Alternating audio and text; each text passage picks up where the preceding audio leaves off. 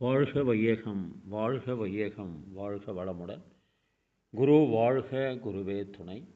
அருட்தந்தை வேதாத்ரி மகரிஷியின் வாழ்க்கை மலர்கள் என்ற நூலிலிருந்து நவம்பர் மாதம் 28 சிந்தனை மௌனம்.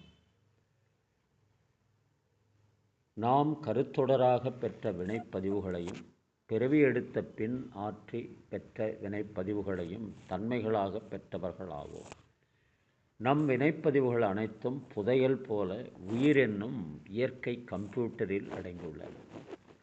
காலத்தால் மலரும் அப்பதிவுகளின் வெளிப்பாடுகளே எண்ணங்கள், செயலார்வம், நோய்கள், இன்பத் துன்பங்கள் யாவுமாகும். ஒரு தொழிலதிபர் அல்லது வணிகர் மாதந்தோறும் அல்லது ஆண்டுதோறும் இருப்பில் உள்ள பொருட்களை கணக்கெடுப்பது போல எல்லோருமே மாதத்திற்கு ஒரு நாளோ அல்லது ஆண்டுக்கு சில நாட்களோ ஒதுக்கி கொண்டு நம் இருப்பை கணக்கெடுக்க மௌன நோன்பு அவசியம். இந்த கருத்தோடு தவத்தால் அறிவை அமைதிக்கும் கூர்மைக்கும் கொண்டு வந்து அகத்தாய்வால் நமது இருப்புக்களை கணக்கெடுத்து புதிய திட்டத்தால் ஆக்க வாழ்வுக்கு வழி செய்து கொள்ள வேண்டும். மௌன நோன்பின் உண்மை நோக்கமறிந்து விழிப்புடன் காலத்தை பயன்படுத்தி ஆன்மத் தூய்மையும் வாழ்வின் வளமும் பெறுவோம். தான், குடும்பம், உற்றார், ஊர், உலகம் என்ற 5 பிரிவுகளையும் பல தடவை வாழ்த்தி அமைதி காண்போம் என்று சொல்லி நிறைவு செய்கின்றோம். அருட்தந்தை வேதாத்ரி மகனுடைய மௌனத்தால் வேதாத்ரியம் என்ற உலக சமாதான திட்டம் பிறந்தது. வியாசரின் மௌனத்தில் பகவத்கீதை பிறந்தது. இயேசுவின் மௌனத்தில் பைபிள் பிறந்தது.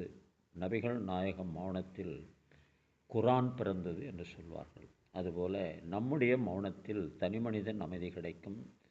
அதன் மூலமாக அவன் குடும்பம் அமைதி பெறும்.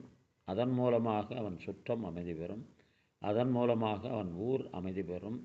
இறுதியில் வேதாத்ரி மகரிஷியுடைய நோக்கமான உலகம் அமைதி பெற வேண்டும் என்ற நோக்கில் மௌனத்தை நமக்கு வழங்கியிருக்கிறார்கள் அருட்தந்தை வேதாத்ரி மகரிஷி. திருமூலர் மௌனத்தை பற்றி மௌனம் கைவந்தார்க்கு முக்தியும் கைகூடும், மௌனம் கைவந்தார்க்கு சித்தியும் கைகூடும் என்று சொல்லியிருப்பார்கள். ஞானத்தின் வரம்பு என்று ஒன்று இருந்தால் அதுவே மௌனம் என்று ஔவையார் கூறியிருக்கிறார்கள்.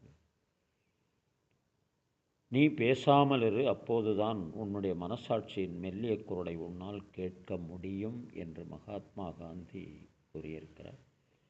கவியரசர் கண்ணதாசன் சொல்லென்றும் மொழி என்றும் பொருள் என்றும் இல்லை, பொருள் என்றும் இல்லை, சொல்லாத சொல்லுக்கு விலை ஏதுமில்லை, விலை ஏதுமில்லை, ஒன்றோடு ஒன்றாக உயிர் சேர்ந்த பின்னே, உயிர் சேர்ந்த பின்னே உலகங்கள் நமையன்றி வேறேதுமில்லை, வேறேதுமில்லை. கவியரசர் கண்ணதாசனும் மௌனத்தை பற்றி சொல்லியிருக்கிறார் என்று சொல்லி சிந்தனையை நிறைவு செய்வோம். நீங்களும் உங்கள் அன்பு குடும்பமும் வாழ்க வளமுடன், வாழ்க வளம்.